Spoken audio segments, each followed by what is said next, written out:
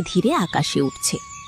শ্যামলডাঙ্গা গ্রামের পাশ দিয়ে বয়ে যাওয়া ছোট্ট নদীর ধারে শিশির ভেজা ঘাসের উপর দাঁড়িয়ে কুসুম একের পর এক কচি শাক তুলছে। চারদিকে পাখির ডাক, হালকা বাতাস আর নদীর কলকল শব্দে পরিবেশ যেন আরও শান্ত হয়ে উঠেছে। আহা, আজ তো কত সুন্দর শাক হয়েছে। এত কচি আর টাটকা শাক অনেক দিন পর পেলাম। মা এটা খেলে নিশ্চয়ই খুশি হবে। ডাক্তার বলেছিলেন মাকে সবুজ শাকসবজি বেশি খাওয়াতে। আর একটু তুললেই হবে। না থাক, আজ আর বেশি তুলব না। মা একা বাড়িতে বসে নিশ্চয়ই আমার জন্য অপেক্ষা করছে। সকালে ওষুধও ঠিক মতে খাইনি। আগে বাড়ি গিয়ে রান্না করি, তারপর মাকে খাইয়ে ওষুধ দেব। মায়ের মুখে যদি একটু হাসি দেখতে পাই, তবেই তো আমার সব কষ্ট সার্থক। কুসুম শাকগুলো ঝুড়িতে গুছিয়ে নদীর দিকে একবার তাকালো। এই নদীর ধারের বাতাসটা যেন সব দুঃখ ভুলিয়ে দেয়। কখন যে সময় কেটে যায় টেরই পাই না। কিন্তু দেরি করা ঠিক হবে না। গিন্নিমার বাড়িতেও আজ আবার সময় মতো যেতে হবে। সে দ্রুত বাড়ির দিকে হাঁটতে শুরু করল। কাঁচামাটির ছোট্ট ঘরের সামনে বসে কুসুমের মা কমলা কাশতে কাশতে পথের দিকে তাকিয়েছিলেন। হে ভগবান, মেয়েটা এখনো ফিরল না কেন? সকাল থেকে বুকটা কেমন ধরফর করছে। যদি পথে কোনো বিপদ হয়, ও ছাড়া তো আমার এই পৃথিবীতে আর কেউ নেই। ঠিক তখনই কুসুম উঠানে ঢোকে। মা, আমি চলে এসেছি। তুমি এত চিন্তা করছো কেন? তুই কোথায় ছিলি মা? কতক্ষণ ধরে তোকে খুঁজছি। আমার শরীর এমনিতেই ভালো নেই, তার উপর তোকে না দেখে আরো ভয় লাগছিল। আমি তো নদীর ধারে শাক তুলতে গিয়েছিলাম। দেখো মা, কত সুন্দর কচি শাক এনেছি। আজ তোমার জন্য মজা করে শাক ভাজি বানাবো। তুমি ভালো করে খাবে, তারপর ওষুধ খাবে, দেখবে শরীর অনেকটা হালকা লাগবে। তুই সারা দিন আমার জন্য এত কষ্ট করিস, আমি তোকে কিছুই দিতে পারলাম না মা। এমন কথা আর কোনোদিন বলবে না। তুমি না থাকলে আমি আজ কোথায় থাকতাম?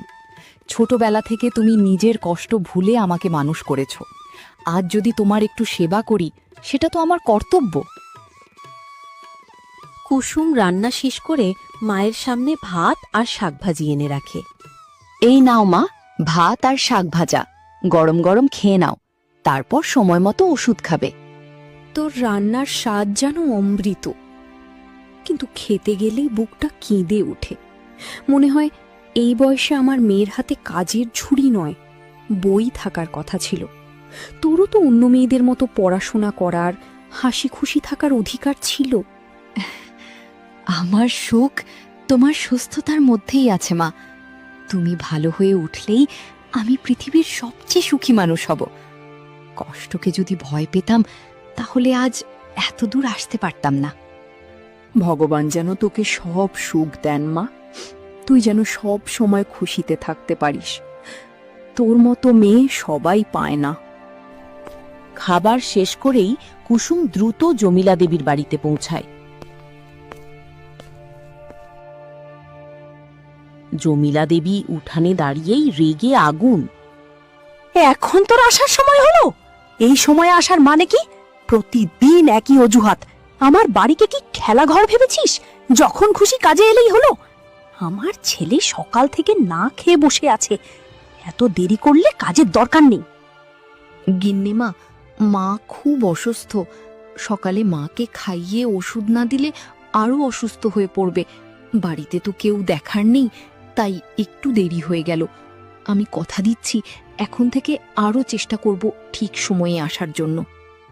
তোর এসব কান্নাকাটির গল্প শুনতে আমার ভালো লাগে না। আর একদিন দেরি করলে মাইনের টাকা কেটে রাখবো। এখন দাঁড়িয়ে না থেকে রান্নাঘরে যা। 10 মিনিটের মধ্যে জলখাবার তৈরি করে ফেলা যায়। ঠিক আছে গিন্নিমা, আমি এখনই করে দিচ্ছি। রান্নাঘরে ঢুকতে ঢুকতে কুসুম নিজের মনে বলে, গরিবের কষ্ট কেউ বোঝে না। আমি তো কাজে কখনো ফাঁকি দিই না, শুধু মায়ের জন্য একটু সময় দিই, সেটুকুও যেন অপরাধ। কিছুক্ষণ পর জমিলা দেবীর ছেলে অরিন্দম রান্নাঘরে আসে। সুপ্রভাত কুসুম, কেমন আছো? কি হয়েছে, তোমার কি মন খারাপ? ভালো থাকার চেষ্টা করছি বাবু। আজও কাজে আসতে একটু দেরি হয়ে গেল। নিশ্চয়ই আপনি রাগ করেছেন। না, আমি রাগ করতে আসিনি, বরং তোমার কাছে ক্ষমা চাইতে এসেছি। মা তোমাকে যা বলেছে সেটা ঠিক হয়নি। আমি জানি তুমি কত কষ্ট করে সংসার চালাও। তোমার অসুস্থ মাকে একা রেখে প্রতিদিন এখানে কাজ করতে আসো। আপনার এই কথাগুলো শুনে আমার মনটা অনেক হালকা হয়ে গেল। সবাই যদি আপনার মতো মানুষের কষ্ট বুঝত, তাহলে গরিব মানুষকে এত অপমান সহ্য করতে হতো না। শোনো কুসুম, মানুষকে কখনো টাকার হিসাব দিয়ে বিচার করা উচিত নয়। তোমার মতো পরিশ্রমী আর সৎ মানুষ খুব কম দেখা যায়। তোমার যদি কখনো কোনো দরকার হয়, নিঃসংকোচে আমাকে বলবে। আমি যতটা পারি সাহায্য করব। আপনার এই সম্মান আর ভরসাটুকুই আমার কাছে অনেক বড়। আমি শুধু চাই নিজের পরিশ্রমে মাকে সুস্থ করে তুলতে। অরিন্দম কুসুমের দিকে মুগ্ধ হয়ে তাকিয়ে থাকে, আর কুসুম আবার নিজের কাজে মন দেয়। এখান থেকেই তাদের জীবনের নতুন এক অধ্যায়ের সূচনা হয়।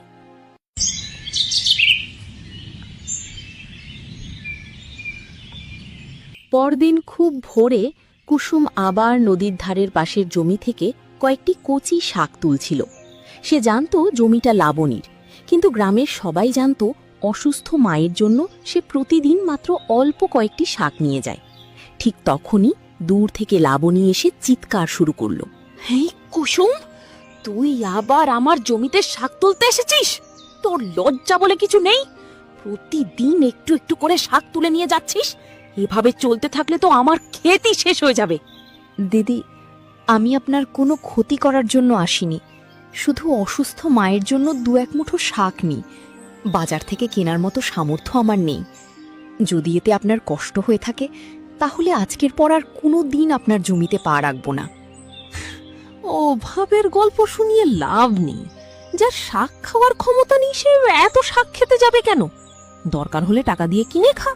অন্যের জিনিসে হাত দেওয়া মানেই চুরি। চুরি আর অভাব এক জিনিস নয় দিদি। আমি কখনো লুকিয়ে কিছু নিইনি, সবাইকে জানিয়েই নিয়েছি। তবুও যদি আপনার আপত্তি থাকে, আমি আর কোনোদিন আসব না। কিন্তু দয়া করে আমাকে চোর বলবেন না। গরিব মানুষের সম্মানটাই তো একমাত্র সম্বল। যা যা, বেশি জ্ঞান দেখাতে হবে না। আর যদি কোনো দিন তোকে এখানে দেখি, গ্রামের লোক ডেকে বিচার বসাবো। কুসুম চোখের জল লুকিয়ে সেখান থেকে চলে যায়। বাড়িতে ফিরে কুসুম মনমরা হয়ে চুপচাপ বসে থাকে। কি হয়েছে মা? তোর মুখটা এত শুকনো কেন? কিছু না মা, আজ থেকে আর ওই ক্ষেত থেকে শাক আনবো না। কেন? তোকে কি কেউ কিছু বলেছে? লাবণী দিদি আমাকে চোর বলেছে। বলেছে আবার গেলে গ্রামের লোকের সামনে অপমান করবে। হে ভগবান, আমার মেয়ে কি কেউ চোর বলল? আমি তোকে ছোটবেলা থেকে শিখিয়েছি অভাবে থাকবি, তবু অন্যায় করবি না। মা, আমি কথা দিচ্ছি, যত কষ্টই হোক আজ থেকে অন্যের জমির একটা পাতাও আর ছোব না। আমরা না খেয়ে থাকব, তবুও নিজের সম্মান বিক্রি করব না। কমলা মেয়েকে বুকে জড়িয়ে ধরে কান্নায় ভেঙে পড়লেন।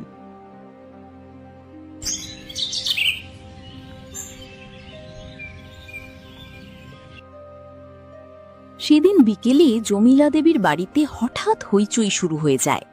আমার সোনার হার কোথায়? কাল রাতেও ছিল, আজ সকালে আলমারি খুলে দেখি নেই। তার চিৎকার শুনে বাড়ির সবাই ভয়ে ছুটে আসে। বাড়িতে তো বাইরের কেউ আসে না, কাজের মেয়েটার দিকেও একবার নজর দিও। জমিলা দেবী সেই প্রতিবেশীর কথা শুনে সঙ্গে সঙ্গে কুসুমকে ডেকে পাঠান। কুসুম, সত্যি করে বল, আমার হার কোথায় লুকিয়ে রেখেছিস? কি বলছেন গিন্নিমা? আমি আপনার হার দেখিনি। মিথ্যে কথা বলিস না। তুই ছাড়া আমার ঘরে আর কে আসে? তুই ছাড়া আর কেউ নিতে পারে না। আমি গরিব হতে পারি, কিন্তু চোর নই। আপনার বাড়িতে এত দিন কাজ করেছি, কোনো দিন একটা সুতো পর্যন্ত নিজের বলে নিইনি। ঠিক তখন অরিন্দম সেখানে আসে। মা, কোনো প্রমাণ ছাড়া কাউকে দোষ দিও না। তুমি নিজের চোখে না দেখে কিভাবে কাউকে দোষ দিতে পারো? তুই চুপ কর। এই মেয়েটা তোকে ফাঁদে ফেলেছে, তাই তো তুই মায়ের কথা না ভেবে ওই চোর মেয়েটার পক্ষ নিয়ে কথা বলছিস। আজ আপনি আমার সততাকে অপমান করলেন। আমি আর এই বাড়িতে কাজ করব না। যদি কোনোদিন প্রমাণ করতে পারেন আমি চুরি করেছি, আমি নিজে এসে আপনার শাস্তি মাথা পেতে নেব। এ কথা বলে কুসুম চোখের জল সামলে বাড়ি থেকে বেরিয়ে যায়।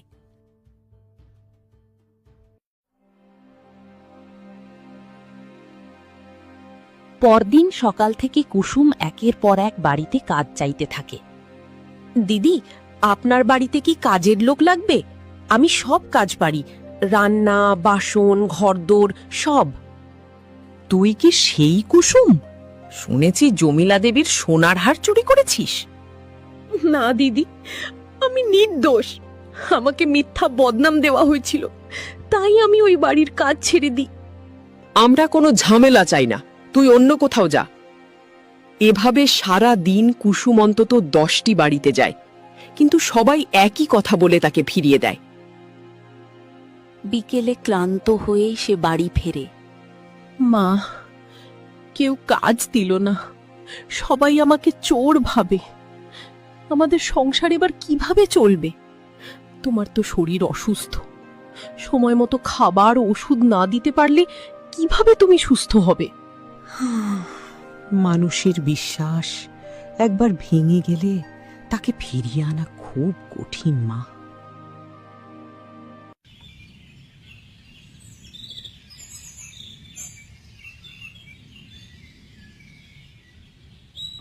সন্ধ্যায় মা মেয়ে উঠোনে বসে আছে। কুসুম, এই গ্রামে আর আমাদের থাকা ঠিক হবে না। যেখানে মানুষ বিশ্বাস করে না, সেখানে সম্মান নিয়ে বাঁচা যায় না। কিন্তু মা, এ তো আমাদের জন্মভিটে। ছোট থেকে এখানে বড় হয়েছি, ছোটবেলাকার কত স্মৃতি এই জায়গায় মিশে আছে। সবকিছু ছেড়ে কোথায় যাব? ঘর শুধু মাটির দেয়াল দিয়ে হয় না মা। যেখানে মানুষের ভালোবাসা থাকে, সেখানেই আসল ঘর। চল, নতুন কোথাও নতুন করে জীবন শুরু করি। যেখানে কোনো মানুষ আমাদের বিশ্বাস করে না, ভালোবাসে না, সেখানে থেকেই কি লাভ? পরদিন ভোরে একটি ছোট কাপড়ের পুটলি, কয়েকটি বাসন আর সামান্য খাবার নিয়ে মা মেয়ে হাঁটতে শুরু করল। অনেকটা পথ হেঁটে তারা পৌঁছালো সোনাঝুরি গ্রামে। মা, গ্রামটা বেশ সুন্দর। জানি না এখানে আমাদের ভাগ্যে কি লেখা আছে। মনে সাহস রাখ মা। সৎ মানুষের পরীক্ষা হয়, কিন্তু শেষ পর্যন্ত ভগবান তাকে কখনো নিরাশ করেন না। আমাদের ভাগ্যেও হয়তো এই গ্রামেই সম্মানের সঙ্গে বাস করা লেখা আছে। দুজনেই একটি বড় বটগাছের নিচে বসে একটু বিশ্রাম নিল। ঠিক তখনই দূরে একজন মানুষের কান্নার শব্দ ভেসে এলো। মা, কার একটা কান্নার শব্দ শুনতে পাওয়া যাচ্ছে না? আমি গিয়ে দেখে আসি। তুমি এই বটতলাতেই বসো, আমি একেবারে কাজের খোঁজ করতে যাব। যদি কাজ পেয়ে যাই, তারপর এখানে এসে তোমাকে নিয়ে যাব। তুমি কিন্তু এই বটতলাতেই বসে থাকবে, কোথাও যাবে না। ঠিক আছে মা, আমি এখানেই বসে অপেক্ষা করব। তুই গিয়ে দেখ কোথাও কোনো কাজ পাস কিনা। সোনাঝুরি গ্রামের বড় বটগাছের নিচে কমলাকে বসিয়ে রেখে কুসুম কাজের খোঁজে বেরিয়ে পড়ল। কিছুদূর এগোতেই সে দেখতে পেল একজন মধ্যবয়সী মানুষ গাছের নিচে বসে মাথায় হাত দিয়ে কাঁদছেন। দাদা, আপনি এভাবে কাঁদছেন কেন? আপনার কি শরীর খারাপ, নাকি কোনো বড় বিপদ হয়েছে? যদি আমার দ্বারা কোনো সাহায্য হয় তাহলে বলুন। মানুষ মানুষের জন্যই তো। আপনি বিনা দ্বিধায় আপনার সমস্যার কথা আমাকে বলুন। লোকটি ধীরে ধীরে মাথা তুলে কুসুমের দিকে তাকালো। বোন, আমি বড় অভাগা মানুষ। সারাদিন মাঠে কাজ করি, আবার একটা বাড়িতে মালির কাজও করি, তবুও সংসার চালানোর মতো টাকা জুটে না। অভাবের সংসার দেখে আমার স্ত্রী রাগ করে বাপের বাড়ি চলে গেছে। ঘরে এক মুঠো চালও নেই, সকাল থেকে কিছুই খাইনি। কুসুম নিজের ঝোলার দিকে তাকালো। সেখানে মায়ের জন্য আনা অল্প একটু চাল আর কয়েকটি সবজি ছিল। দাদা, আমার কাছে খুব বেশি কিছু নেই, তবে এই অল্প চাল ও সবজিগুলো আপনি রাখুন। আজ এগুলো রান্না করে খেয়ে নিন। আমরা গরিব মানুষ ঠিকই, কিন্তু অভাবের মধ্যেও যদি একে অপরের পাশে না দাঁড়াই তাহলে মানুষ হয়ে লাভ কি? কুসুমের কথা শুনে হরিপদর চোখ ভিজে উঠল।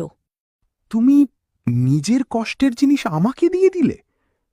নিজের জন্যে রাখা খাবার একজন অপরিচিত মানুষকে দিতে একটু কুণ্ঠাবোধ করনি?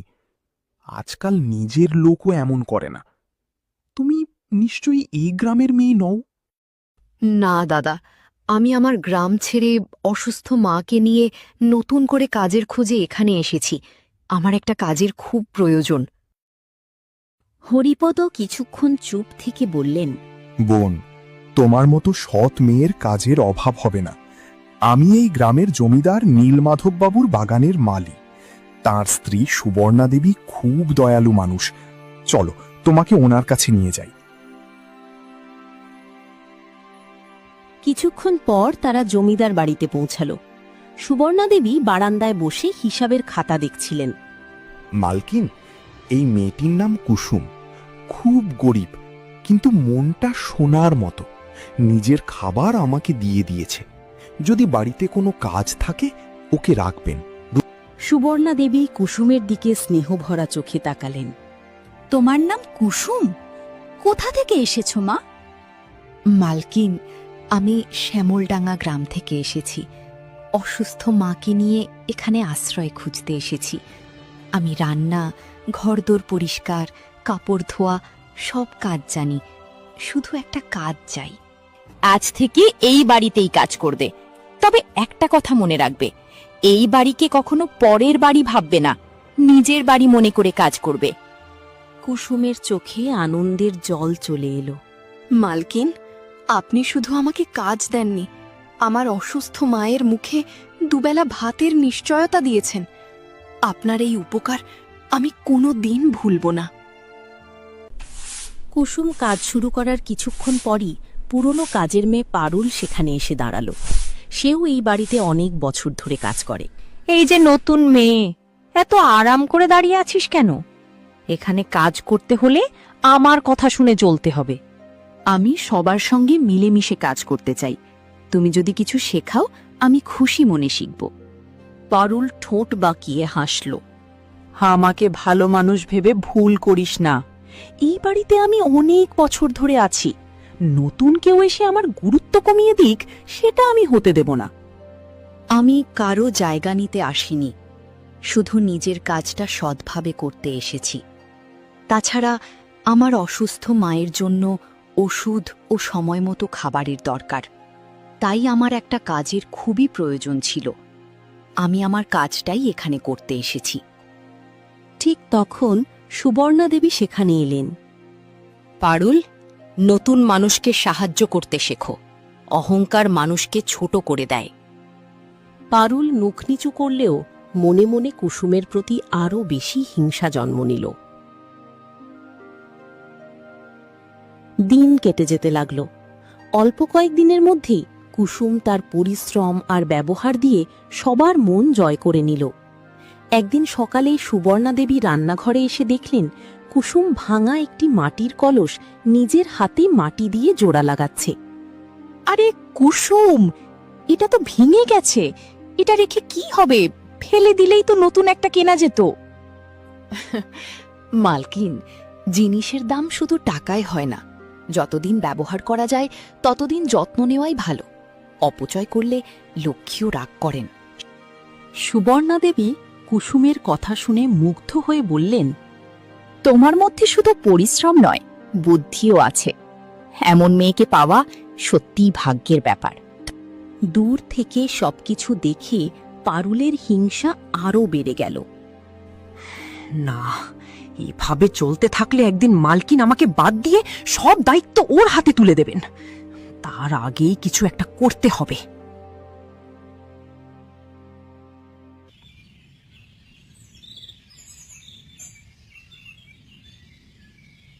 সেদিন গভীর রাতে সবাই ঘুমিয়ে পড়েছে। পারুল চুপি চুপি সুবর্ণা দেবীর ঘরের সামনে এসে দাঁড়াল।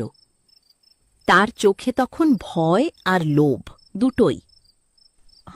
আমার ভাইয়ের চিকিৎসার জন্য অনেক টাকা দরকার, কিন্তু কারো কাছে চাইতে লজ্জা লাগে। যদি মালকিনের গয়নাগুলো কিছুদিন লুকিয়ে রাখি, তারপর সুযোগ বুঝে বিক্রি করি? না, এটা ভুল। কিন্তু আমি আর কি করব? কিছুক্ষণ দ্বিধা করার পর লোভ তার বিবেককে হারিয়ে দিল। সে ধীরে ধীরে ঘরে ঢুকে একটি গয়নার বাক্স নিয়ে বেরিয়ে এলো। ঠিক তখন দূরে নিজের ঘরে শুয়ে থাকা কুসুমের ঘুম ভেঙে গেল। এত রাতে কে যেন উঠোন দিয়ে গেল। মনে হলো কারো পায়ের শব্দ পেলাম, নাকি আমি ভুল শুনলাম। সে দরজার কাছে এসে চারদিকে তাকালো, কিন্তু ততক্ষণে পারুল অন্ধকারে মিলিয়ে গেছে। কুসুম আবার ঘরে ফিরে এলো, কিন্তু তার মনটা অকারণে অস্থির হয়ে রইল। সে জানত না, পরদিন সকাল থেকেই তার জীবনের সবচেয়ে কঠিন পরীক্ষা শুরু হতে চলেছে। পরদিন খুব ভোরে জমিদার বাড়িতে হঠাৎ হইচই পড়ে গেল। সুবর্ণা দেবী নিজের ঘরে গিয়ে যখন আলমারি খুলে দেখলেন, তার গয়নার বাক্সটি খালি। এ কি, আমার গয়নাগুলো কোথায় গেল? আমি তো কাল রাতে নিজের হাতেই আলমারিতে রেখে দিয়েছিলাম। চিৎকার শুনে জমিদার নীলমাধব, পারুল, কুসুম এবং বাড়ির অন্য কর্মচারীরা ছুটে এলো। সবাই এক জায়গায় দাঁড়াও, কেউ বাড়ির বাইরে যাবে না। এত বড় সাহস কার হলো? আমার বাড়িতে আগে কোনোদিন এমন ঘটনা ঘটেনি।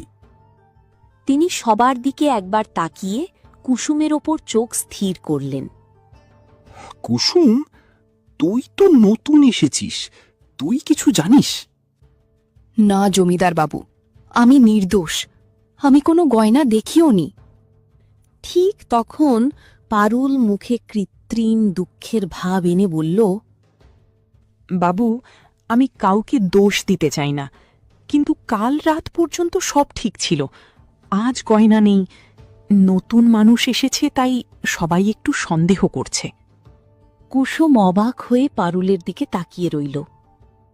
কুসুম, আমি তোকে 24 ঘন্টা সময় দিলাম। এই সময়ের মধ্যে গয়না উদ্ধার না হলে কঠিন শাস্তি পাবি।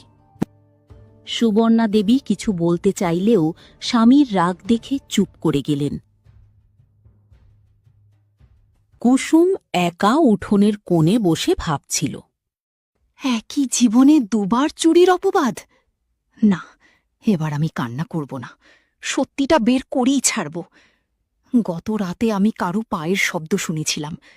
নিশ্চয়ই সেই মানুষটাই আসল চোর। কিছুক্ষণ পর তার মাথায় একটি বুদ্ধি এলো। সে ইচ্ছে করেই উঠোনে জোরে জোরে বলতে লাগল, ভগবানের কৃপায় আমি বুঝে গেছি গয়নাগুলো কে নিয়েছে। আজ রাতেই সব সত্যি সবাই জেনে যাবে। এই কথা বলেই সে সেখান থেকে চলে গেল। দূরে লুকিয়ে থাকা পারুল কথাগুলো শুনে ভয়ে কেঁপে উঠল। না, ও কি সত্যি সব জেনে গেছে? যদি জমিদার বাবুর কাছে বলে দেয়, তাহলে আমি বাঁচব না।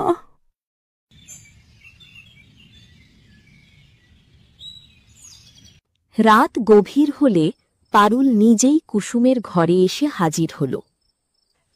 কুসুম, আমাকে ক্ষমা করে দে, আমি ভুল করেছি। তুমি কি বলতে চাইছো? গয়নাগুলো আমি নিয়েছি।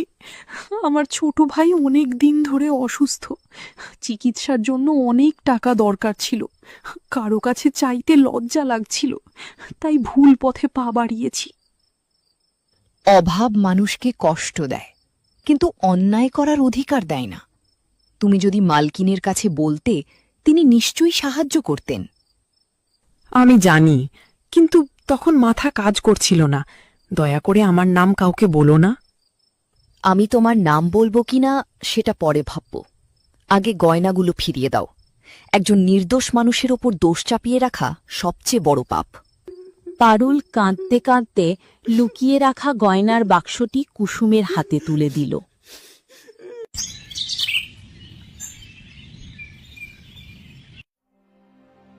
পরদিন সকালে কুসুম গয়নার বাক্সটি সুবর্ণা দেবীর হাতে দিল। কুসুম, তুমি গয়না কোথায় পেলে? মালকিন, আপনার গয়না ফিরে এসেছে, এটাই সবচেয়ে বড় কথা। আমি শুধু একটা অনুরোধ করব, যার ভুল হয়েছে তাকে আর একটা সুযোগ দিন। কখনো কখনো অভাব মানুষকে ভুল পথে নিয়ে যায়। সুবর্ণা দেবী কুসুমের কথা শুনে ঘটনাটা সব বুঝে গেলেন। তুমি চাইলেই নিজের নির্দোষ প্রমাণ করার জন্য তার নাম বলতে পারতে, কিন্তু তুমি তার সম্মানও রক্ষা করলে। এমন বড় মনের মানুষ আমি খুব কম দেখেছি। ঠিক তখন পারুল কাঁদতে কাঁদতে এসে সব সত্যি স্বীকার করল। মালকিন, আমাকে শাস্তি দিন। কুসুম নির্দোষ, সব দোষ আমার। সুবর্ণা দেবী পারুলকে কাছে ডেকে বললেন, শাস্তি পেলে ভুলের ভয় থাকে, কিন্তু ক্ষমা পেলে মানুষ বদলে যায়। আজ তোমাকে ক্ষমা করলাম, তবে আর কখনো এমন ভুল করবে না। এরপর তিনি নিজের হাতেই পারুলের ভাইয়ের চিকিৎসার জন্য টাকা দিলেন। পারুল কুসুমের পায়ে হাত দিয়ে কাঁদতে লাগল। আজ থেকে তুমি শুধু আমার সহকর্মী নও, আমার বড় বোন। কয়েকদিন পরে খবর এলো শ্যামলডাঙ্গা গ্রামের সেই হারও কুসুম চুরি করেনি, আসল চোর ধরা পড়েছে। জমিলা দেবী, তার ছেলে অরিন্দম এবং গ্রামের কয়েকজন প্রবীণ সোনাঝুরি গ্রামে এসে কুসুমের কাছে ক্ষমা চাইলেন। মা কুসুম, আমি অহংকারে অন্ধ হয়ে তোকে অনেক কষ্ট দিয়েছি, আমাকে ক্ষমা কর। ভুল সব মানুষেরই হয়ে থাকে, কিন্তু নিজের ভুল স্বীকার করার মতন সাহস সবার থাকে না। আপনি ভুল বুঝতে পেরেছেন, এটাই আমার কাছে বড় কথা। অরিন্দম সামনে এগিয়ে এলো। কুসুম, তোমার সততা, বুদ্ধি আর মানুষের প্রতি ভালোবাসা আমাকে নতুন করে মানুষ হতে শিখিয়েছে। যদি তোমার আর কাকিমার সম্মতি থাকে, আমি তোমাকে আমার জীবন সঙ্গিনী করতে চাই। কমলা মেয়ের দিকে তাকিয়ে মুচকে হাসলেন। মা, সুখ দুঃখে যে মানুষ পাশে থাকে সেই প্রকৃত মানুষ। সিদ্ধান্ত তোমার। কুসুম লজ্জায় মাথা নিচু করল।